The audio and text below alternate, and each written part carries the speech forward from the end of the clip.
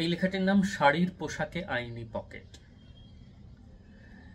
যেসব মেয়েরা কাজের তাগিদে ছোটাছুটি করে সারাটা বছর, কম রোজগারে বেশি শ্রম দিতে পিছপা কদাপি নয় কোনোদিন।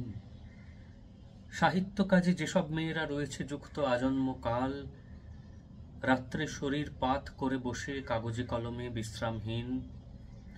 ভৃত্যভরণে সঙ্গতি নেই, তবুও তাদের কাব্যচর্চা অপ্রতিহত।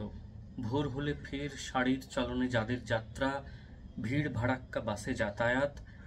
রুজি রোজগারি যেসব মেয়েরা, তাদের প্রতিভু রাখি আবেদন, শাড়ি জুড়ে চাই 5টা পকেট। এই মেয়েরা যে ভদ্রতা বসে শাড়ি ছাড়া আর কিছু পরেই না, তাদের জন্য এটুকু সুবিধে দেওয়া হোক চাই। বিশেষ ক্ষেত্রে এইটুকু শুধু সাম্য রক্ষা সাময়িকভাবে হোক প্রযুক্ত।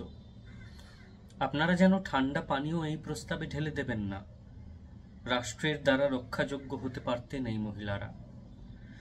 মগজে নতুন চিন্তা ভাবনা অক্ষরে ফোটে ক্ষুদ্র কাগজে, অথচ যুবার অশালীন ভাষা, সাইকেল ভ্যানে শিশুর নিয়তি, বৃদ্ধের চোখে অসহায় তবু লুকোনো চাতুরি, এসব কাটিয়ে পলিব্যাগ ভরে দিনের বাজার বয়ে নিয়ে আসা, বাসে হ্যান্ডেল পেলে যথেষ্ট।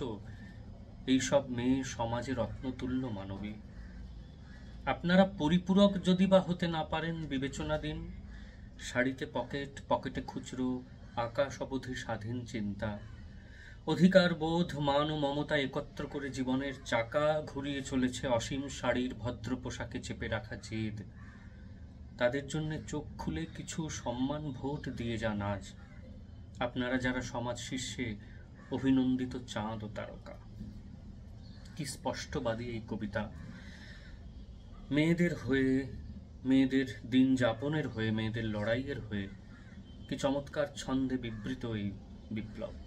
এরই নাম বিজয়া মুখোপাধ্যায়।